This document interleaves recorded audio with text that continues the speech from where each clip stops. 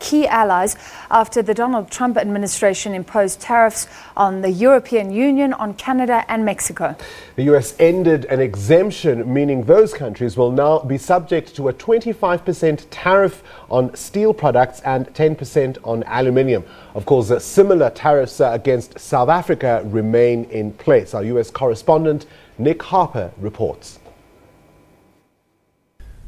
The US says this is all about national security, a way to protect American workers.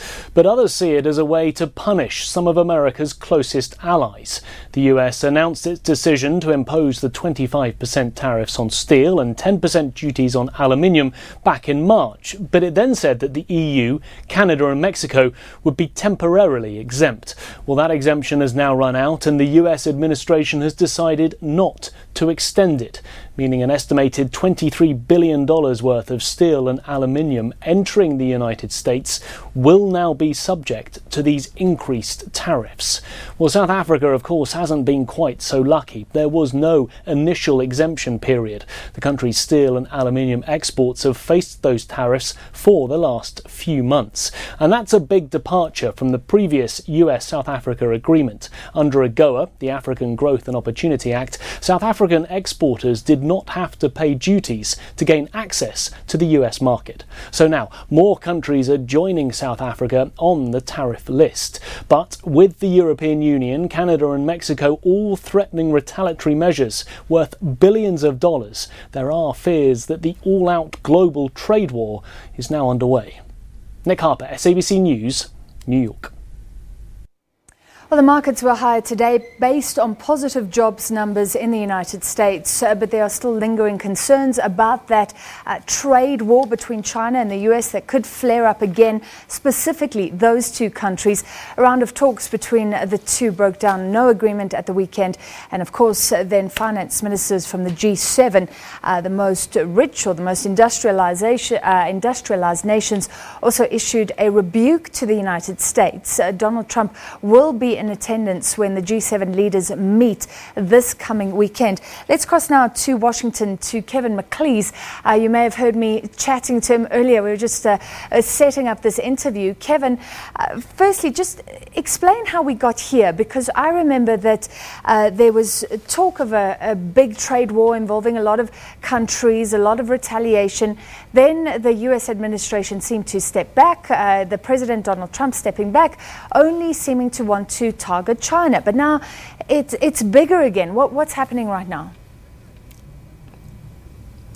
Well, this all stems, of course, from what Donald Trump talked about throughout his campaign to get to the White House, and it's a continuation of what is seen by many as his protectionist trade policies. He believes, and has believed for a long time, that the United States has been losing out in terms of global trade to the tune of some $800 billion. That's the figure he put in one of his tweets on this matter earlier today.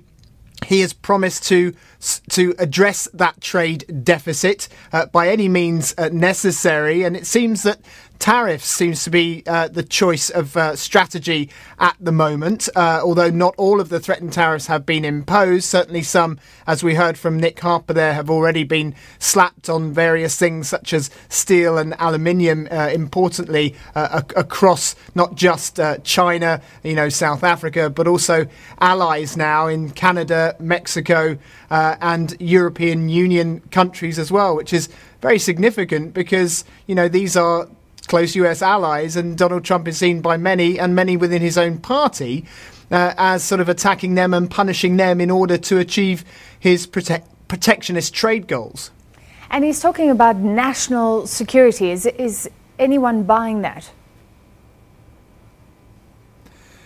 Well, I imagine his base is buying that, because Donald Trump said, if he can reduce this deficit, then, it will lead to more jobs in states where coal is a big industry, where steel is a big industry. He, envisages factories opening up again, and this sort of dying industries of production of metal products and so forth being reignited and reborn in the United States. This was always his vision. Not everyone buys that because, the United States imports and relies on a huge amount of imports from around around the world. And, this is really a gamble and a big bet. And it's not sure if it's going to pay off yet. Can the United States economy and its production meet the demands that will come inevitably after these tariffs are in effect?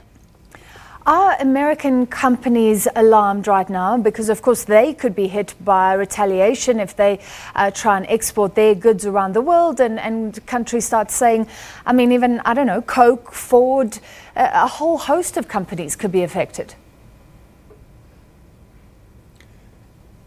The United States is gripped by uncertainty at the moment on this very subject, and you have states who are very divided on where they fall down either side of this protectionist move. You have those who actually think it's a good idea to be getting tough with foreign imports, but then you have others who have always embraced free trade, and have international agreements in place that they want to be able to protect and respect in order for their to hit their economic targets.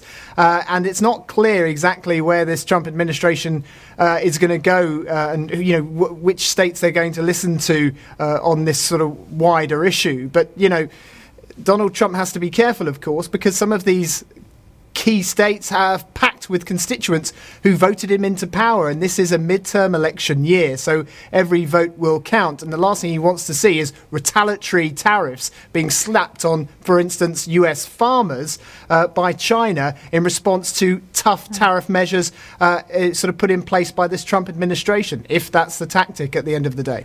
Well, he's being very aggressive. Is it a tactic? Because we often see him be strong, aggressive, taking a hardline stance and then softening later.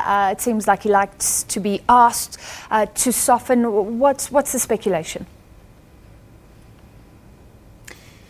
Yeah, it's very sort of on again, off again, isn't it? Because we've had now 3 rounds of talks between U.S. trade officials and China and a Chinese delegation as well. Whether it's in D.C. or more recently at the weekend in Beijing, nothing concrete has been signed off yet. Both of them are talking about implementing tough tariffs if one steps forward first with those sort of trade sanctions.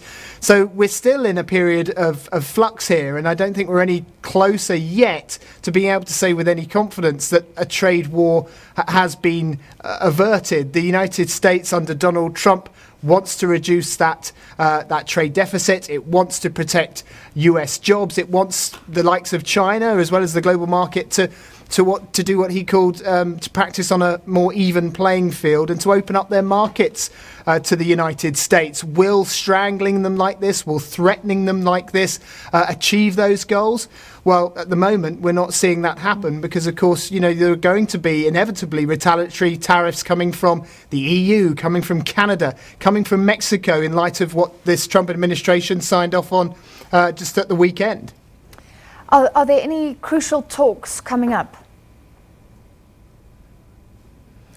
Well, that's what the White House suggests will be the next move, but they're not putting anything down on the calendar just yet. But these talks haven't got anywhere quickly, and now the administration really needs to turn its attention to other matters of geopolitical importance, such as that June 12th summit between Kim Jong-un of North Korea and Donald Trump, of course. They would have liked to have made some progress here, but it's being slow.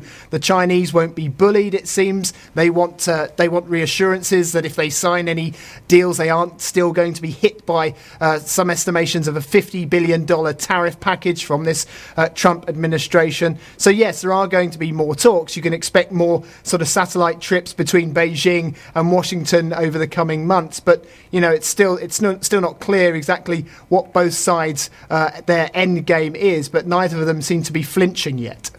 All right, thank you very much, Kevin McAleese, our correspondent in Washington. And of course, US President Donald Trump will face a lot of these other leaders at a G7 summit this weekend in Canada. We'll get some more for you from the US a little bit later on. We'll take a short break. We'll be back.